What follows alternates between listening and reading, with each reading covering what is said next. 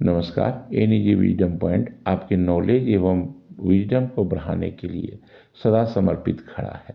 मित्रों, इन दिनों यह संस्थान केमिस्ट्री में सहज एवं सुलभ नॉलेज का एक पूर्ण एवं परिपक्व प्लेटफॉर्म के साथ आपके लिए तत्पर है। आज का विषय लेविस एसिड एंड बेस है।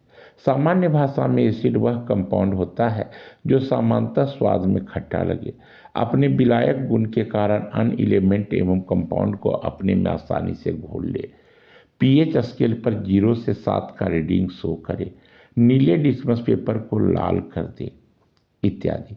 कुछ एसिड हमारे आहार एवं पाचन प्रक्रिया को भी सुगम बनाने में परम आवश्यक सहायता सुनिश्चित करते हैं।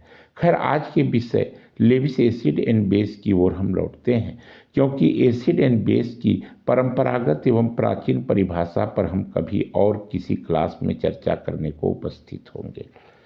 मित्रों, लेविस के द्वारा दी गई एसिड और बेस की परिभाषा मॉडर्न क्लास डिफिनीशन से जुड़ा है। दरअसल लेविस एसिड एंड बेस के कॉन्सेप्ट को 1923 में लाया गया था। इस कॉन्सेप्ट के अनुसार पेयर ऑफ इलेक्ट्रॉन का कंट्रीब्यूशन के अकॉर्डिंगली हम एसिड और बेस को अच्छी तरह से समझ सकते हैं। मैंने पिछली क्लास में इलेक्ट्रॉन डिफिशिएंट एलिमेंट में पेयर ऑफ इलेक्ट्रॉन की साझेदारी को अच्छी तरह से समझाया था। साथ ही इलेक्ट्रोफाइल एवं न्यूक्लियोफाइल के विषय में भी आपको अवगत कराया था। यहाँ सामान्य भाषा में electron deficient compound Lewis acid होते हैं तथा ये इलेक्ट्रॉन से एफिनिटी रखने के चलते इलेक्ट्रोफिलिक कैरेक्टर शो करते हैं। अर्थात लेविस एसिड वे कंपाउंड मॉलिक्यूल और आयन हैं जो पेयर ऑफ इलेक्ट्रॉन को ग्रहण करते हैं, तो वहीं लेविस बेस वे कंपाउंड मॉलिक्यूल और आयन होते हैं जो पेयर ऑफ इलेक्ट्रॉन को डोनेट करते हैं।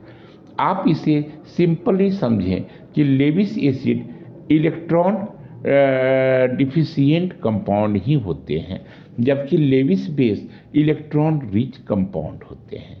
लेविस एसिड इलेक्ट्रॉन लविंग होते हैं, जबकि लेविस बेस न्यूक्लियस लविंग होते हैं। अतः लेविस बेस न्यूक्लियोफिलिक बिहेवियर को शो करते हैं। लेविस एसिड के बेस्ट एग्जाम्पल में BF3, AlCl3, FeCl3 के साथ साथ H+, Ag+ आयन ETC हैं, जबकि NH3, H2O, hydroxyl ion, cyanide ion, ROH, ETC Lewis base के सर्वश्रेष्ठ एग्जाम्पल हैं। मित्रों, Lewis acid plus Lewis base के रिएक्शन में हमेशा कोऑर्डिनेट बॉन्ड ही बनता है, जैसे BF3 plus NH3 arrow F3B dash NH3। Chemical bonding 3 types के होते हैं: electrovalent bond, covalent bond and coordinate bond. यहाँ सिर्फ कोऑर्डिनेट बॉन्ड ही बनता है। अब हम ऊपर के रिएक्शन का मैकेनिज्म को भी आसानी से समझने का प्रयास करते हैं। क्योंकि बोरन का एटॉमिक नंबर 5 है, अर्थात इसका इलेक्ट्रॉनिक कॉन्फ़िगरेशन 2-3 होता है। क्योंकि इस एलिमेंट के वैलेंस शेल में मात्र 3 इलेक्ट्रॉन हैं तथा यह 3 फ्लोरीन एटम के साथ कोवैलेंट बॉन्ड बना अपने वैलेंस शेल में 6 इलेक्ट्रॉन का तो जुगाड़ कर लेता है, पर अपने वैलेंस ऑक्टेट को पूरा करने में अभी भी उसे 2 इलेक्ट्रॉन की आवश्यकता होगी।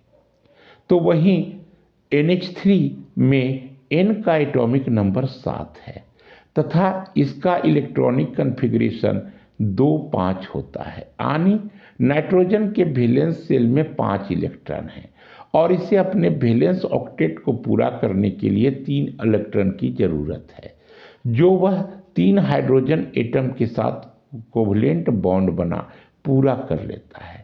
यहाँ 5 वैलेंस शेल इलेक्ट्रॉन जो नाइट्रोजन के थे, उसमें से 3 इलेक्ट्रॉन ही बॉन्ड फॉर्मेशन में कंट्रीब्यूशन देते हैं, जबकि बाकी बचे 2 electrons lone pair of electron बन जाते हैं, जिसे लेविस एसिड बोरन ट्राइफ्लोराइड को डोनेट कर एक साझेदारी को डेवलप करता है। अगर लेविस एसिड के एप्लीकेशन की बात की जाए तो फ्रीडल क्राफ्ट अल्काइलेशन इसका विशिष्ट एग्जाम्पल है। RCl plus AlCl3 arrow R plus ion plus AlCl4 minus ion बनता है। अगर लेविस बेस के एप्लीकेशन की बात की जाए तो ये कम्प्लेक्स कंपाउंड में लाइगेंड के रूप में अपनी महती कंट्रीब्यूशन प्रदान करते हैं। मित्रों, अब हम लोग strong and weak Lewis acid के एग्जाम्पल को देखते हैं। क्योंकि boron tri iodide strong Lewis acid है, साथ ही साथ मेटल के cations such as Al3+ ion, Fe3+ ion, Cu2+ ion, SbF5, AsF5, SO3 and carbocation R3C+ ion इत्यादि स्ट्रॉन्ग लेविस एसिड के सर्वोत्तम एग्जाम्पल हैं। जबकि वीक लेविस एसिड के एग्जाम्पल के रूप में CO2, SO2, SnCl4, केटायन में lithium ion, magnesium ion ETC हैं। स्ट्रॉन्ग लेविस बेस के रूप में hydride ion H- ion, oxide ion O-2 ion, carbon ion R3C-, amide ion NH2- ion इत्यादि होते हैं। जबकि वीक लेविस बेस के रूप में chloride ion, water, sulphate ion, fluoride ion इत्यादि जाने जाते हैं। तो मित्रों, आशा करता हूं आप सब आज की क्लास में अवश्य ही अपना ज्ञानवर्धन सुनिश्चित किए होंगे। तो मिलते हैं अगले क्लास में। धन्यवाद।